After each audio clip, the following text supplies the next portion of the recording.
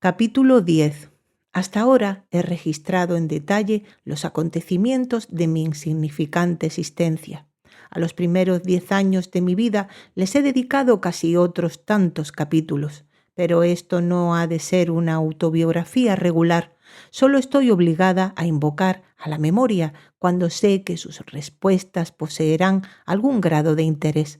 Por lo tanto, ahora paso casi en silencio un lapsus de 8 años. Solo unas pocas líneas son necesarias para mantener los hilos de la conexión. Cuando la fiebre tifoidea hubo cumplido su misión de devastación en Lobub, desapareció gradualmente de allí, pero no hasta que su virulencia y el número de sus víctimas hubieron atraído la atención pública sobre la escuela. Se investigó el origen de la plaga y poco a poco salieron a la luz diversos hechos que suscitaron la indignación pública en alto grado: la naturaleza insalubre del emplazamiento, la cantidad y calidad de la comida de las niñas, el agua salobre y fétida utilizada en su preparación, la miserable vestimenta y alojamiento de las alumnas. Todas esas cosas fueron descubiertas y el descubrimiento produjo un resultado mortificante para el señor Brockesburg, pero beneficioso para la institución. Varios individuos ricos y benévolos del condado contribuyeron generosamente para la construcción de un edificio más conveniente en una mejor ubicación. Se establecieron nuevas regulaciones, se introdujeron mejoras en la dieta y la vestimenta. Los fondos de la escuela se confiaron a la gestión de un comité. El señor Brockesburg, quien, por su riqueza y sus conexiones familiares, no podía ser pasado por alto, aún conservaba el puesto de tesorero, pero fue ayudado en el desempeño de sus funciones por caballeros de mentes algo más amplias y compasivas. Su cargo de inspector también fue compartido por aquellos que sabían cómo combinar la razón con la severidad, la comodidad con la economía y la compasión con la rectitud. La escuela así mejorada se convirtió con el tiempo en una institución verdaderamente útil y noble. Permanecí como interna de sus muros después de su regeneración durante 8 años, 6 como alumna y 2 como maestra. En ambas capacidades doy testimonio de su valor e importancia. Durante estos 8 años de mi vida fue uniforme, pero no infeliz, porque no fue inactiva. Tuve los medios de una excelente educación puestos a mi alcance, una afición por algunos de mis estudios y un deseo de sobresalir en todos, junto con un gran deleite en complacer a mis maestras, especialmente a las que amaba, me impulsaron. Aproveché plenamente la ventaja que se me ofrecía. Con el tiempo llegué a ser la primera alumna de la primera clase. Luego fui investida con el cargo de maestra, que desempeñé con celo durante 2 años, pero al final de ese tiempo cambié. La señorita Temple, a través de todos los cambios, había continuado hasta entonces como superintendente del seminario. A su instrucción debía la mejor parte de mis conocimientos. Su amistad y compañía habían sido mi consuelo continuo. Ella había sido para mí madre, institutriz y últimamente compañera. En este periodo se casó. Se trasladó con su marido, un clérigo, un hombre excelente, casi digno de tal esposa, a un condado lejano y en consecuencia la perdí. Desde el día en que se fue, ya no fui la misma. Con ella se había ido todo sentimiento estable, toda asociación que había hecho de Lowood, en cierto grado, un hogar para mí. Había absorbido de ella algo de su naturaleza y mucho de sus hábitos. Pensamientos más armoniosos, los que parecían sentimientos mejor regulados, se habían convertido en los inquilinos de mi mente. Me había sometido a la lealtad del deber y el orden. Era tranquila, creía estar contenta. A los ojos de los demás, incluso habitualmente a los míos propios, parecía un carácter disciplinado y sosegado. Pero el destino, en la forma del reverendo señor Nasmith, se interpuso entre la señorita Temple y yo. La vi con su vestido de viaje subir a una silla de postas. Poco después de la ceremonia nupcial, observé la silla, de posta subir la colina y desaparecer tras su cima. Y luego me retiré a mi propia habitación y allí pasé en soledad la mayor parte del mediodía festivo concedido en honor a la ocasión.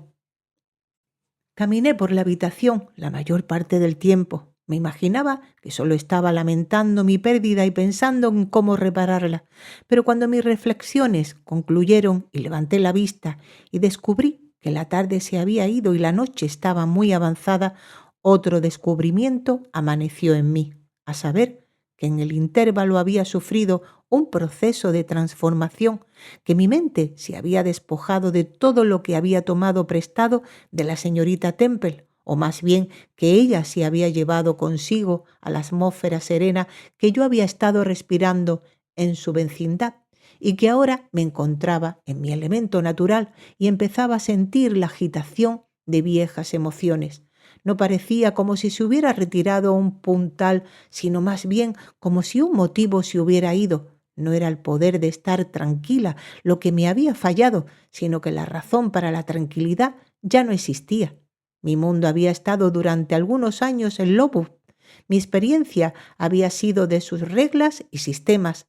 Ahora recordaba que el mundo real era ancho y que un variado campo de esperanzas y temores, de sensaciones y excitaciones esperaban a aquellos que tuvieran el valor de adentrarse en su expansión, de buscar el conocimiento real de la vida en medio de sus peligros. Fui a mi ventana, la abrí y miré hacia afuera. Allí estaban las dos alas del edificio. Allí estaba el jardín, allí estaban los límites de Lockwood. Allí estaba el horizonte montañoso. Mis ojos pasaron por encima de todos esos objetos para posarse en los más remotos.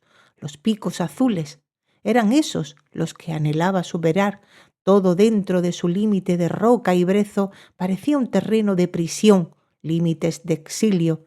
Tracé el camino blanco que serpenteaba alrededor de la base de una montaña y se desvanecía en un desfiladero entre dos. Como anhelaba seguirlo más allá.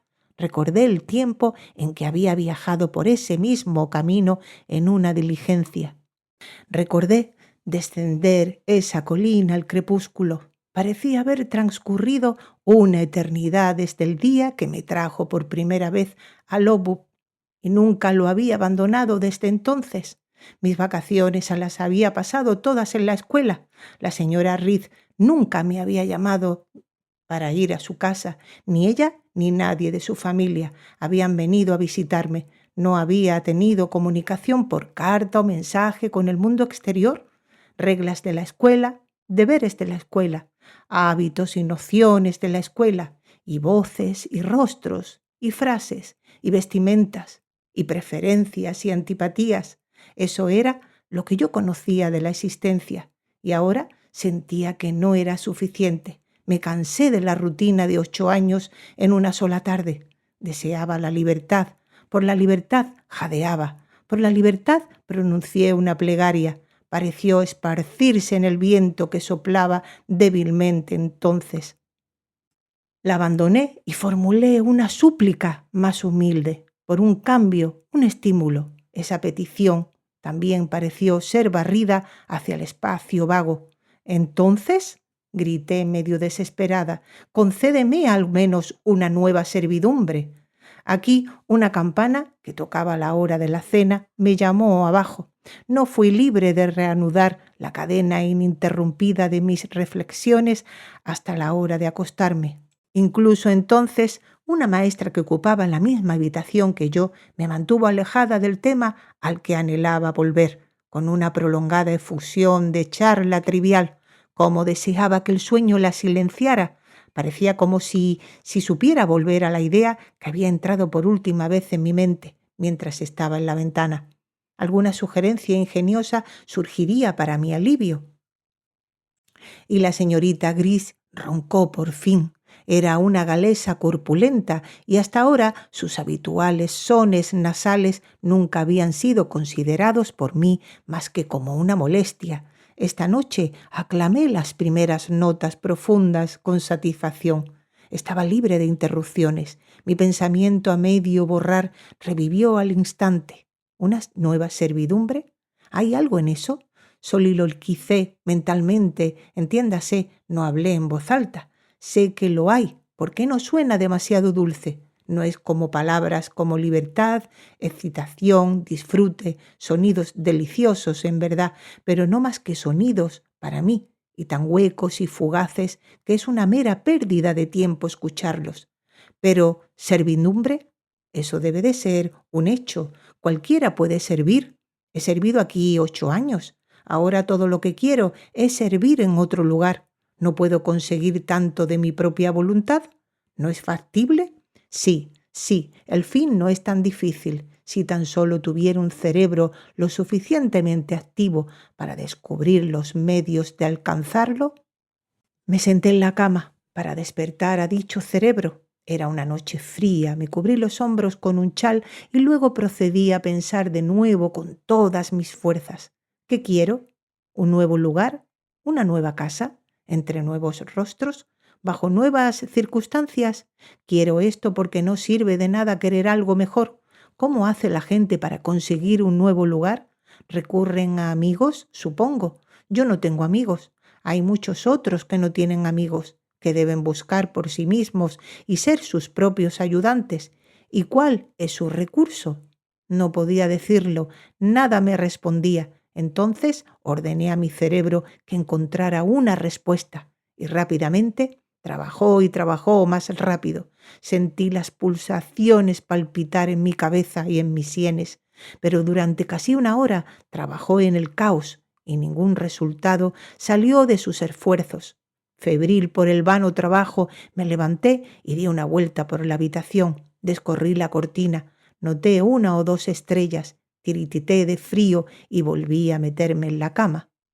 Un hada bondadosa, en mi ausencia, seguramente había dejado la sugerencia requerida en mi almohada, pues mientras me acostaba me vino a la mente tranquila y naturalmente.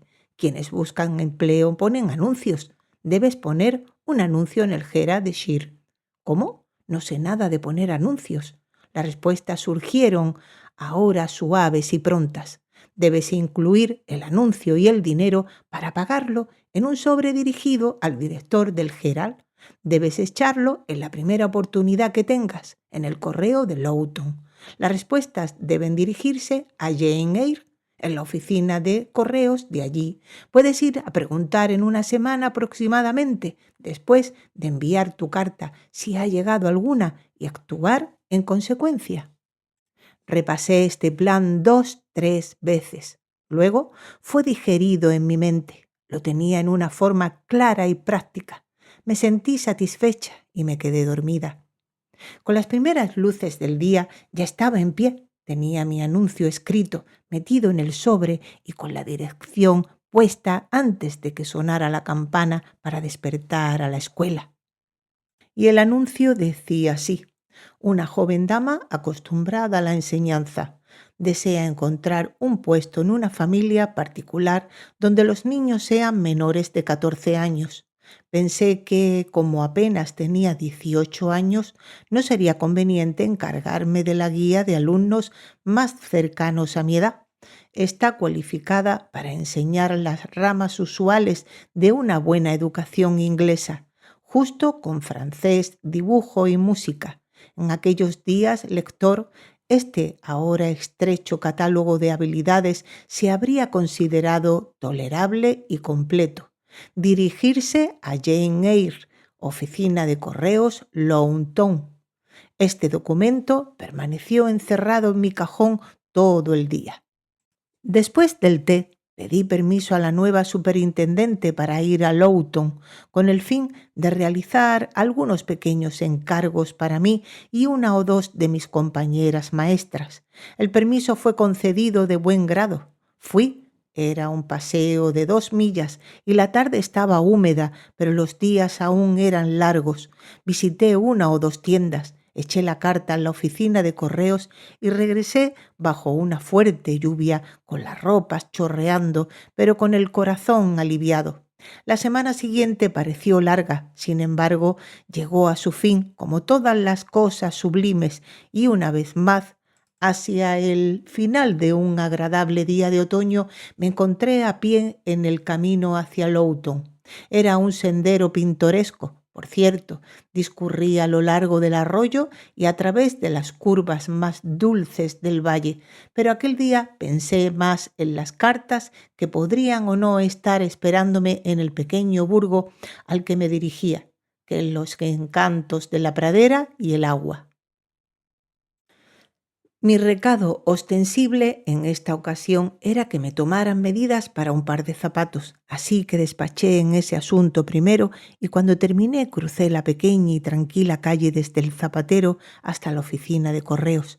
La regentaba una anciana que llevaba gafas y mitones negros en las manos. ¿Hay alguna carta para Jane Eyre?, pregunté. Me escudriñó por encima de las gafas y luego abrió un cajón y rebuscó entre su contenido durante mucho tiempo, tanto que mis esperanzas comenzaron a flaquear. Por fin, tras someter un documento ante sus gafas durante casi 5 minutos, lo presentó sobre el mostrador, acompañando el acto con otra mirada inquisitiva y desconfiada. Era para Jane Eyre. ¿Solo hay una?, demandé. No hay más, dijo, y me la guardé en el bolsillo y emprendí el camino de vuelta a casa. No podía abrirla entonces. Las reglas me obligaban a estar de vuelta a las 8 y ya eran las 7:30. Diversos deberes me esperaban a mi llegada. Tuve que sentarme con las niñas durante su hora de estudio. Luego me tocó leer las oraciones, acompañarlas a la cama y después cené con las otras maestras. Incluso cuando finalmente nos retiramos por la noche, la inevitable señorita Gris seguía siendo mi compañera. Solo nos quedaba un cabo de vela en nuestro candelero y temía que hablara y hablara hasta que se consumiera por completo. Afortunadamente, sin embargo, la pesada cena que había comido produjo un efecto soporífero. Ya estaba roncando antes de que yo terminara de desvestirme. Aún quedaba una pulgada de vela. Saqué entonces mi carta. El sello era una inicial, una F. Lo rompí. El contenido era breve.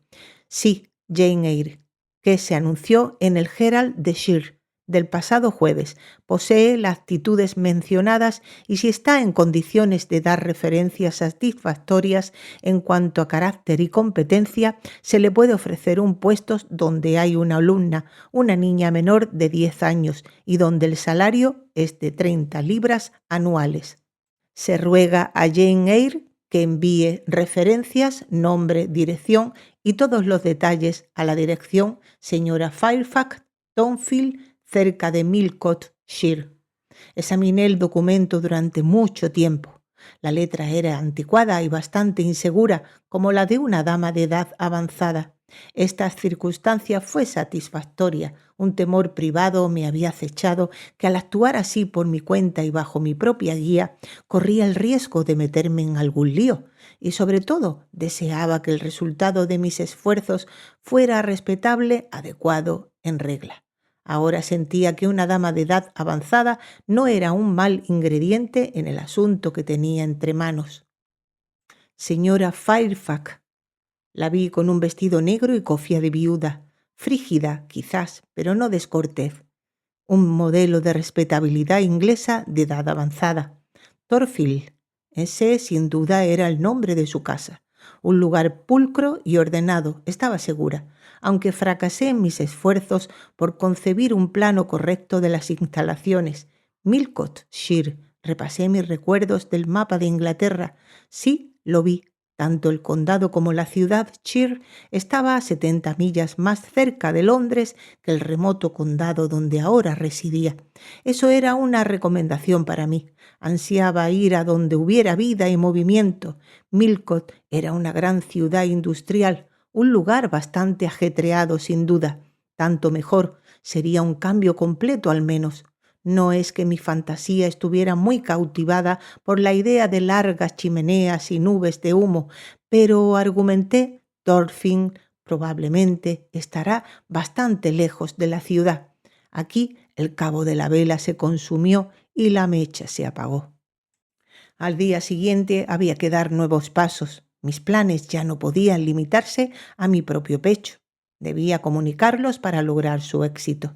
Habiendo solicitado y obtenido una audiencia con la superintendente durante el recreo del mediodía, le dije que tenía la perspectiva de conseguir un nuevo puesto donde el salario sería el doble de lo que ahora recibía, pues en Lowood solo ganaba 15 libras anuales, y le pedí que me planteara el asunto al señor Brockesworth o a alguno del comité y averiguara si me permitirían mencionarlos como referencias. Ella consintió amablemente en actuar como mediadora en el asunto. Al día siguiente le expuso el caso al señor Brockesworth, quien dijo que había que escribir a la señora Reed, ya que era mi tutora natural. Se dirigió una nota a esa dama, quien respondió que podía hacer lo que quisiera. Hacía tiempo que había renunciado a toda interferencia en mis asuntos. Esta nota circuló por el comité y finalmente, después de lo que me pareció una demora tediosa, se me dio permiso formal para mejorar mi condición si podía, y se añadió la seguridad de que, como siempre, me había comportado bien tanto como maestra como alumna en Lowood.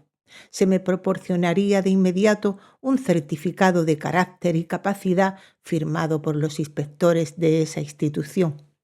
Este certificado lo recibí, en consecuencia, en aproximadamente un mes. Envié una copia a la señora Fairfax y obtuve la respuesta de esa dama, declarando que estaba satisfecha y fijando ese día en 15 como el periodo para que yo asumiera el puesto de institutriz en su casa.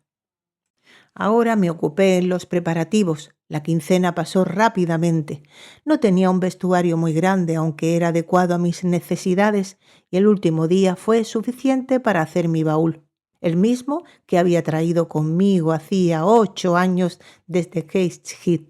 La caja estaba encordada, la tarjeta clavada. En media hora el transportista debía pasar a recogerla para llevarla a Loughton, a donde yo misma debía dirigirme a una hora temprana de la mañana siguiente para tomar la diligencia. Había cepillado mi vestido de viaje de estameña negra, preparado mi gorro, guantes y manguito, buscado en todos mis cajones para ver que no quedara ningún artículo atrás, y ahora, no teniendo nada más que hacer, me senté e intenté descansar. No pude, aunque había estado de pie todo el día. No podía ahora reposar ni un instante. Estaba demasiado excitada. Una fase de mi vida se cerraba esta noche. Una nueva se abría mañana. Imposible dormir en el intervalo. Debía velar febrilmente mientras se realizaba el cambio. «Señorita», dijo una sirvienta que me encontró en el vestíbulo, donde yo vagaba como un espíritu atribulado. «Una persona abajo desea verla». «El transportista, sin duda», pensé y bajé corriendo sin preguntar. Estaba pasando por la sala de estar de las maestras, cuya puerta estaba entreabierta para ir a la cocina, cuando alguien salió corriendo. «Es ella, estoy segura. La habría reconocido en cualquier parte», gritó el individuo, que se detuvo en mi paso y me tomó la mano. Miré, vi a una mujer ataviada como una sirvienta, bien vestida, de aspecto maternal, aunque todavía joven, muy guapa, con pelo y ojos negros y una tez vivaz. «Bueno, ¿quién es?», preguntó con una voz y una sonrisa que reconocí a medias. «No me ha olvidado del todo, creo, señorita Jane». En un segundo la estaba abrazando y besando con arrebato. «Bessie, Bessie», fue todo lo que dije, a lo que ella rió, medio lloró y ambas entramos en el salón. Junto al fuego había un pequeño de 3 años, con vestido y pantalones de tartán. «Ese es mi pequeño», dijo Bessie directamente. «Entonces, ¿estás casada, Bessie?» «Sí, hace casi 5 años, con Robert Leven, el cochero, y tengo una niña además de Bobby, a la que he bautizado como Jane». «¿Y no vives en Gateshead?» «Vivo en la garita, el viejo portero se ha ido». «Bueno, ¿y cómo les va a todos? Cuéntamelo todo sobre ellos, Bessie, pero siéntate primero. Y Bobby, ven, siéntate con mi regazo, ¿quieres?». Pero Bobby prefirió acercarse a su madre. «No ha crecido usted muy alta, señorita Jane, ni muy corpulenta», continuó la señorita Leven. «Me atrevo a decir que no la han mantenido muy bien en la escuela. La señorita Reed es cabeza y hombros más alta que usted, y la señorita Georgiana haría 2 como usted de ancha. Georgiana es guapa, supongo, Bessie».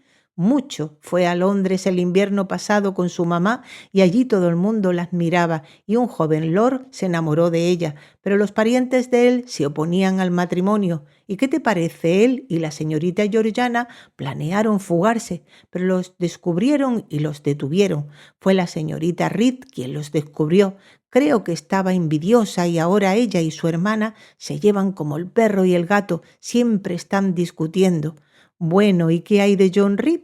Oh, no le va tan bien como su mamá desearía. Fue a la universidad y lo suspendieron. Creo que lo llaman y luego sus tíos querían que fuera abogado y estudiara derecho, pero es un joven tan disipado que nunca harán mucho de él, creo. ¿Qué aspecto tiene? Es muy alto. Algunas personas lo llaman un joven apuesto, pero tiene los labios gruesos. ¿Y la señora Reed? ¿Cómo está? La señora parece robusta y bastante bien de cara, pero creo que no está muy tranquila de espíritu. La conducta del señorito John no le agrada, gasta mucho dinero. ¿Te envió ella aquí, Bessie? No, en absoluto, pero hacía tiempo que quería verla y cuando oí que había llegado una carta suya y que se iba a otra parte del país, pensé en ponerme en camino y echarle un vistazo antes de que estuviera completamente fuera de mi alcance. Me temo que te he decepcionado, Bessie, dije riendo. Percibí que la mirada de Bessie, aunque expresaba afecto, de ninguna manera denotaba admiración.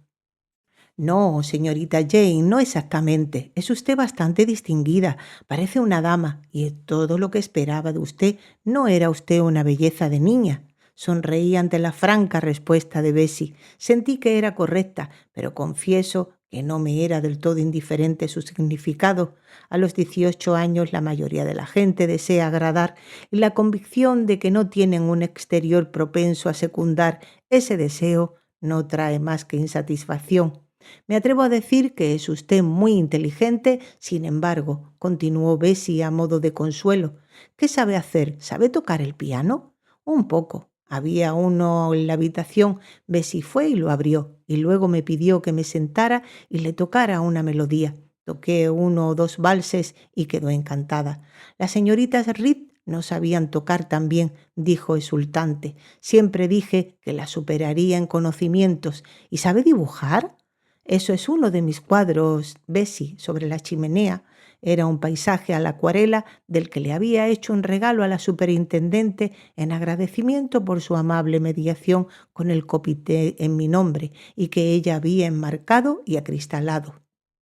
Bueno, es precioso, señorita Jane. Es un cuadro tan bueno como cualquiera que pudiera pintar el maestro de dibujo de la señorita Reed, por no hablar de las propias señoritas que no se le acercan ni de lejos. Y ha aprendido francés. Sí, Bessie, puedo leerlo y hablarlo. ¿Y sabe trabajar en muselina y lienzo? Sí sé. Oh, es usted toda una dama, señorita Jane. Sabía que lo sería. Saldrá adelante, ya sea que sus parientes le presten atención o no. Había algo que quería preguntarle. ¿Ha oído alguna vez algo de los parientes de su padre, los Seir? Nunca en mi vida. Bueno, ya sabe que la señora siempre dijo que eran pobres y bastante despreciables, y puede que sean pobres, pero creo que son tan de buena cuna como los Reed, porque un día hace casi 7 años un señor Eyre vino a Gateshead y quería verla. La señora dijo que estaba usted en la escuela a 50 millas de distancia. Pareció muy decepcionado porque no podía quedarse. Se iba de viaje a un país extranjero y el barco debía zarpar de Londres en 1 o 2 días. Parecía todo un caballero y creo que era el hermano de su padre. ¿A qué país extranjero iba, Bessie? A una isla a miles de millas de distancia donde hacen vino. El mayordomo me lo dijo. ¿Madeira? Sugerí. Sí, eso es. Esa es la palabra exacta. Así que se fue. Sí, no se quedó muchos minutos en la casa. La señora fue muy altiva con él. Después lo llamó comerciante rastrero. Mi Robert cree que era un comerciante de vinos. Muy probablemente, respondí, o quizás un empleado o agente de un comerciante de vinos.